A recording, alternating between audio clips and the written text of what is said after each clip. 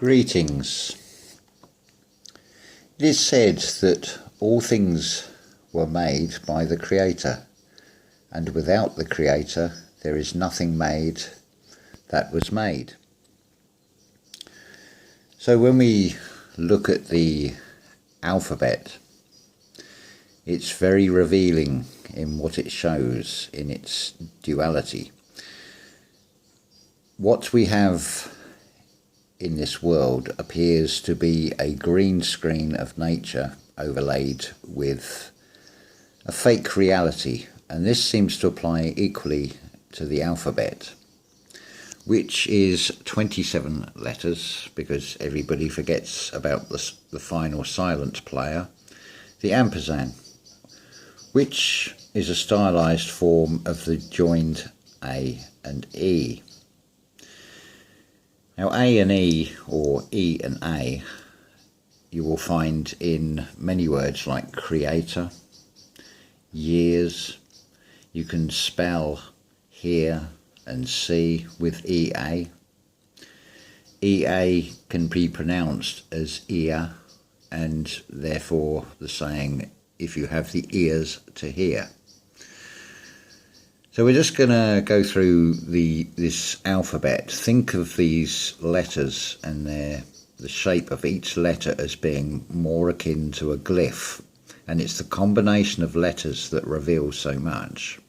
So just as a recap to a video I made previously, I want to update this.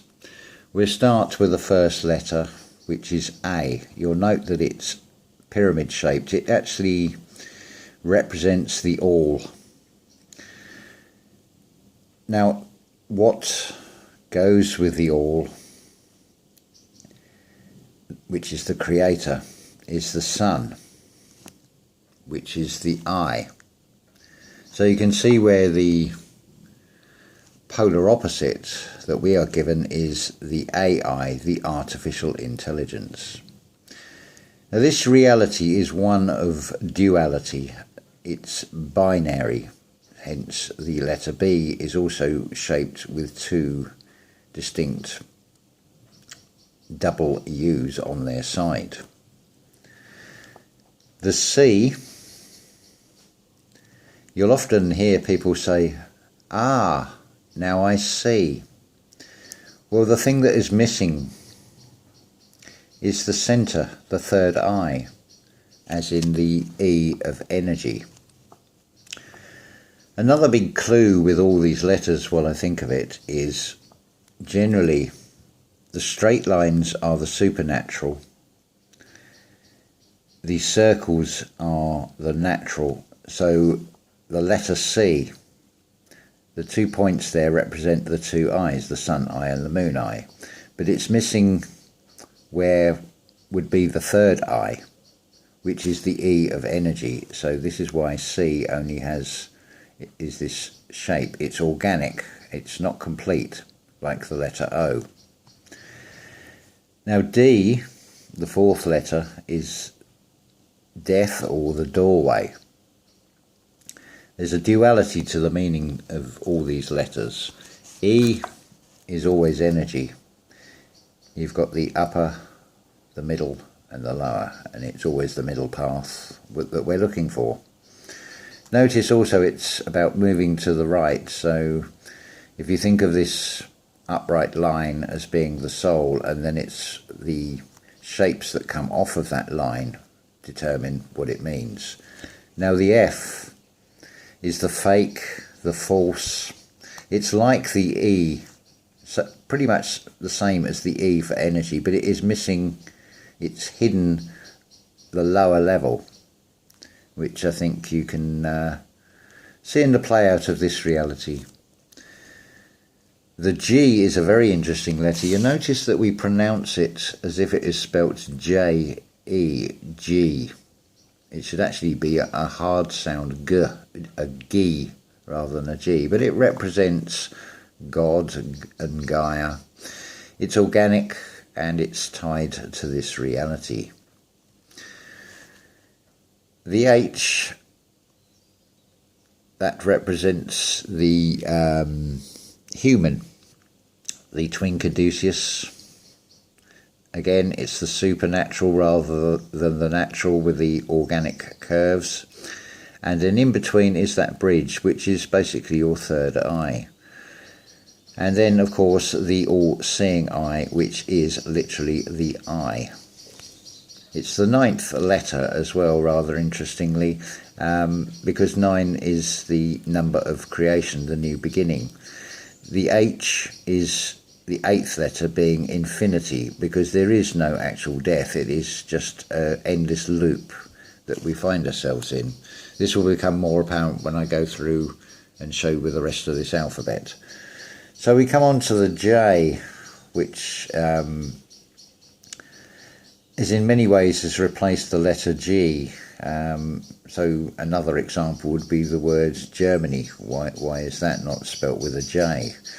But it represents a hook. It's not found in Greek. It's one of these two additional letters, the other one being the K. Again, you've got the representation of the spine or the soul, and you can go one of two ways with this one. We have a very noisy lady blackbird out there today. The letter L, well, that is Elohim, element.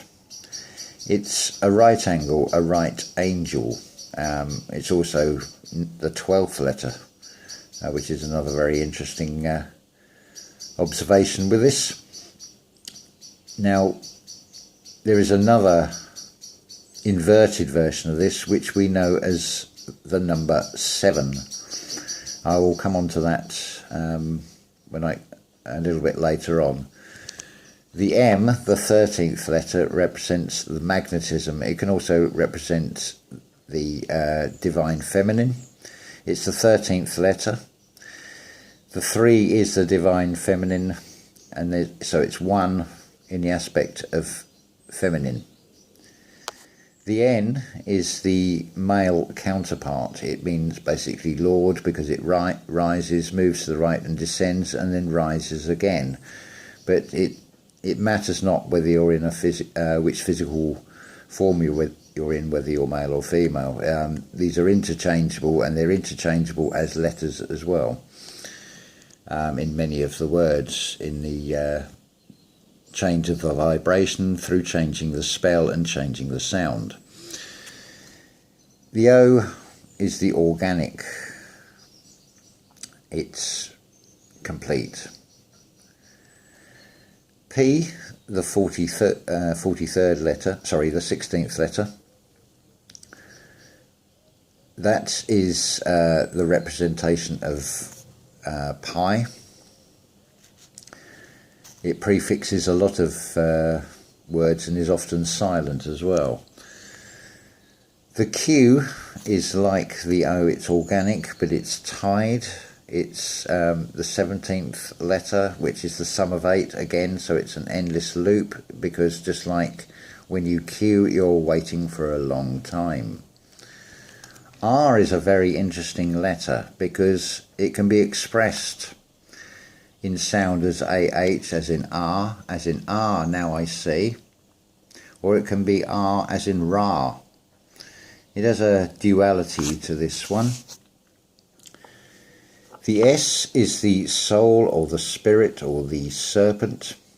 It has a mirror counterpart, which is the supernatural in the letter Z or Z. But the natural spirit, you'll see that it starts at the bottom, it moves to the right and ascends and then settles. It's basically representing, if you have two of these in the sort of mirror image of the S with the curve, it represents the caduceus.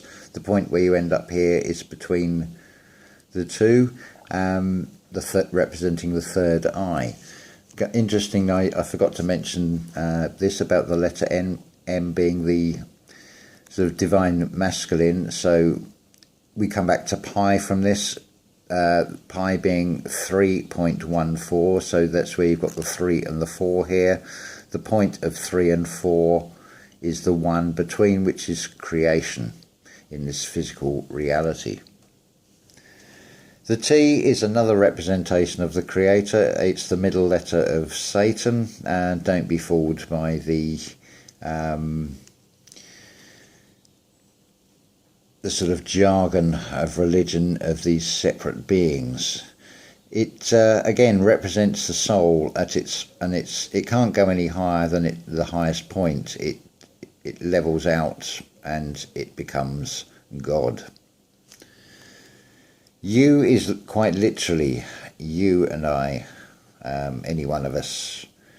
Again, the caduceus is represented. It shows that the path that you are supposed to take. You fall and then rise again, and you move to the right. The V is pretty much the Roman numeral representing the 5 senses, which is also taking you downward, separating you from the Creator aspect of yourself. The W is very interesting because although it resembles the V, it is a double U, but it has been changed into the straight lines of the supernatural. It's the again, it's the double U. It's the Creator. It's the Magna. It's also the inversion of the M. The X is quite literally a cross.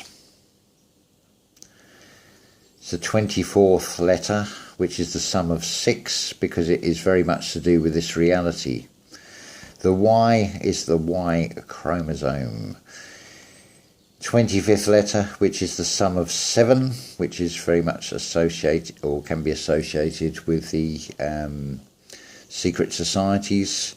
The patriarch system being the Y chromosome. Then the Z, which is the serpent. It's supernatural because it is straight lines. And then finally the 27th letter, which is the sum of the 9, which is new beginnings, creation. It's a stylized A and E joined together, and it is expressed, as you can see here. It rises, it moves to the left, reaches a high point, then falls again, crosses over itself as it descends, and then it rises again and reaches that middle path. And then we go back to the A. But now with this opposite perceived evil overlay, you now start counting.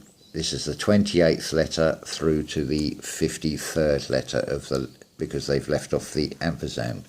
So it shifts things up, although the numeric values don't change. 2 and 8 is 10, so you discount the 0 and you still have 1. What is interesting, they talk about the G of Masonry being the Grand Architect. But it's not actually the 33rd letter, it's the 34th, because it ties into 7 in their solar worship. So they flipped what was a representation of the Creator in this reality into a Grand Architect in their twisted version. Now if you look at, take for example a jam jar, or one of those mason jars. You've got the, so we can get the pen to work, you've got the top of the jar. Sorry about the camera moving, trying to focus. So this is the top of the jar. Now you tie a piece of wire around this and then twist it round and round. There's your 2 ends. So what appears to be 2 distinct opposites and then twists like everything we are told is actually the same piece of wire. Because it goes back to this, all things were made by the Creator, and without the Creator there is nothing made that is made. Now it is often thought of as the Father, and that automatically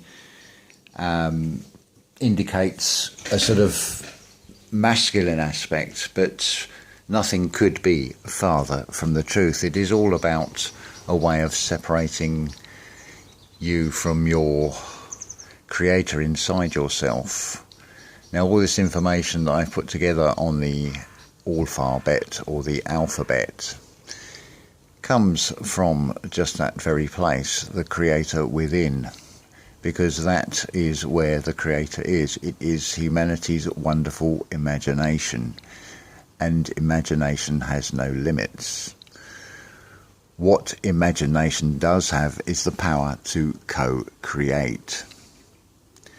It is from imagination, when you bring that thought, that wish, into the now, where you feel it as if you already have it, it will come into the physical reality.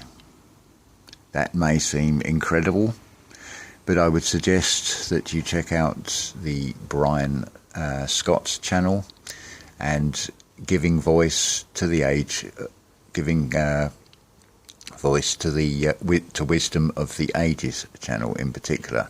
There is a golden thread that runs through what are described as these New Thought writers, particularly of the 19th century.